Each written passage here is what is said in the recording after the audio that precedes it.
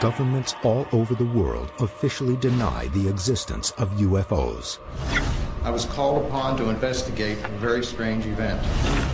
A thick cloak of secrecy has been drawn over most encounters, especially when it appears that an unidentified craft has apparently compromised national security. Nothing in my training prepared me for what I was witnessing.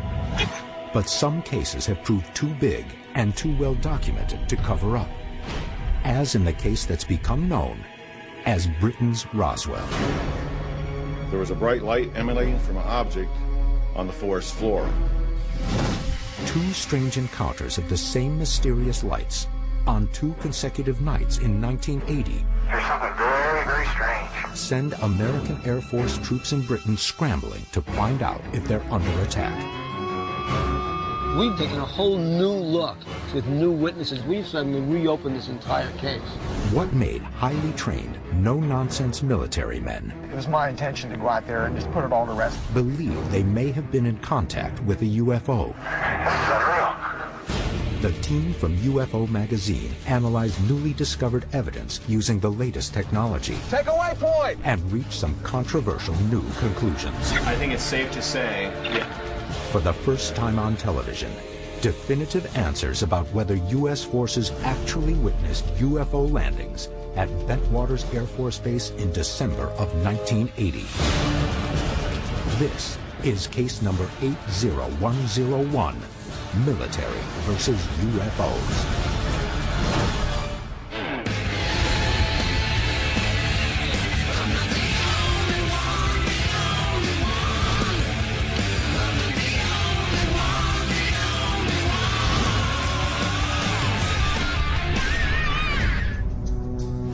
There were multiple witnesses, and an object was seen to land in a place called Rendlesham Forest. Is that awesome or what? Bill and Pat have recently returned from the National Press Club Conference on Disclosure in Washington, D.C., where one alleged UFO sighting stood out because it was witnessed by numerous military officials. I think the most impressive thing about this National Press Club Conference on Disclosure was all the evidence around the Rendlesham landing. Britain's best-known UFO sighting occurred in 1980 and involved United States Air Force personnel from 2 military bases in the UK. This UFO was seen on 2 separate consecutive evenings, and that just doesn't happen in UFO cases. And this is in 1980. Remember what's going on in 1980? The Soviets had invaded Afghanistan. We were nervous about what was going on over in Eastern Europe. So the world was on a knife edge with nuclear weapons. And so at that point, that's when this object appears over RAF Bentwaters, the most secure U.S. military base. they must have some sort of official explanation for that. What the skeptics believe is that there was a lighthouse in the distance, the lighthouse was maybe flashing in the distance, and these soldiers were somehow confused by the lighthouse, and they thought it was a UFO. I don't believe it, Pat. That's not right. These are hard-trained individuals. How would they think it's a lighthouse? I mean, it doesn't make sense.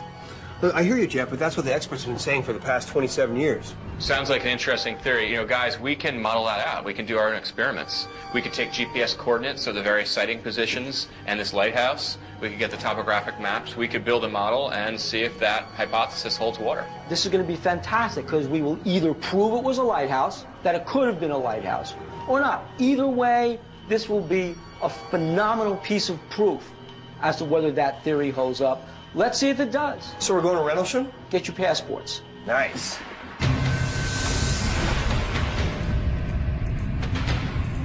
The team travels to RAF Bentwaters, a U.S. Air Force base in England, located approximately 85 miles northeast of London and adjacent to Rendlesham Forest. Nick, tell us about the famous Rendlesham incident. Nick Pope joined the Ministry of Defense in 1985. Between 1991 and 1994, my job was to investigate UFO sightings for the government to see whether there was evidence of anything of any defence significance. The UK's Ministry of Defence has investigated UFO cases dating back to 1967. But UFO military encounters across the world date back even further.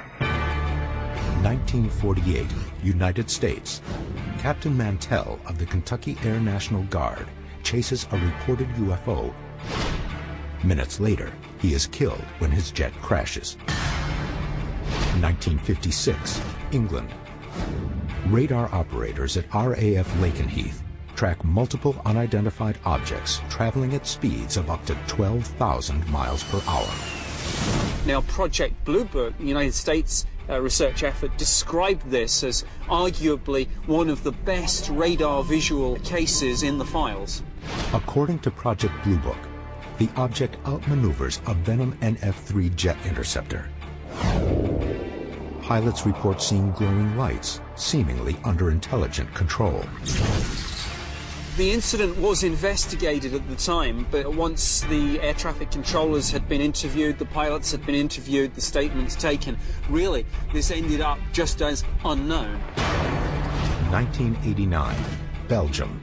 Bierset Air Force Base detects something on radar. 19 police officers spot the craft. One of the witnesses records it on video. The triangular object reportedly pulses with 3 powerful searchlights. Witnesses report the object seems to be noiseless, except for a soft hum. 2.5 hours later, it disappears. 4 months later, it returns. Colonel Wilfred Brewer of the Belgian Air Force scrambles 2 F-16 interceptors.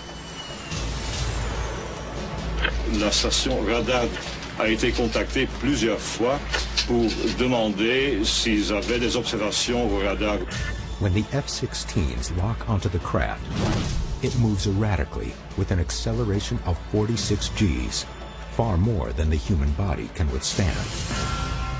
The object disappears.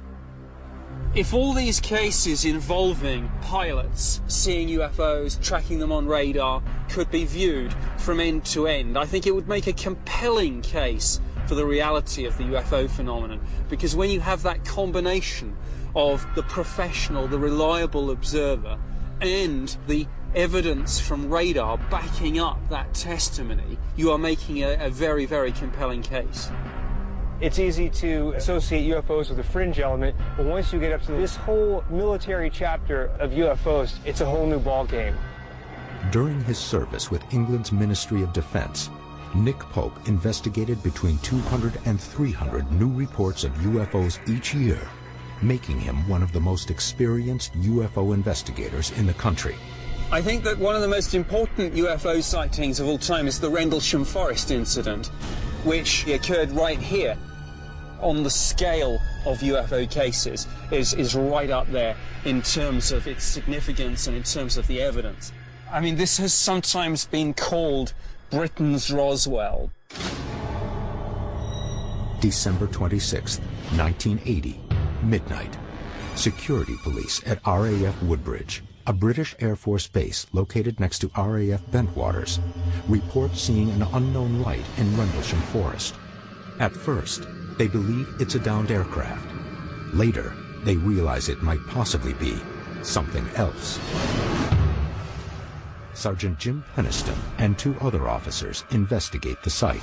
When we arrived to inspect the crash site, it quickly became apparent that we were not dealing with a plane crash or anything else we've ever responded to.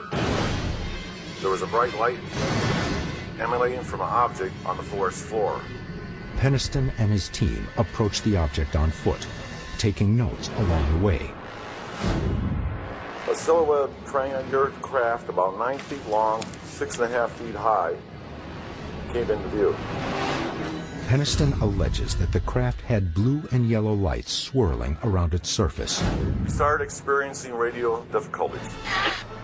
The air around us was electrically charged, and we could feel it on our clothes, our skin, and our hair.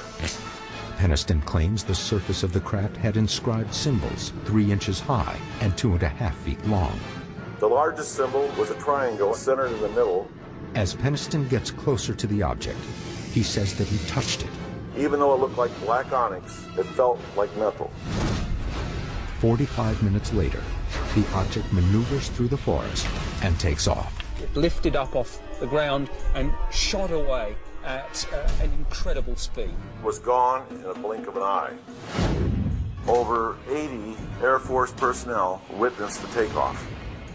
It wasn't a helicopter. There is no way that you could have gotten any conventional aircraft in there. There's no way you would have got a helicopter in there. And the other point, of course, is these are people who worked at an Air Force base, and they said this was like nothing we'd ever seen before. I feel like I've stepped into the eye of the UFO hurricane. Here was an experienced Air Force officer that experienced something out of this world. Now, this UFO was triangular in shape. It was about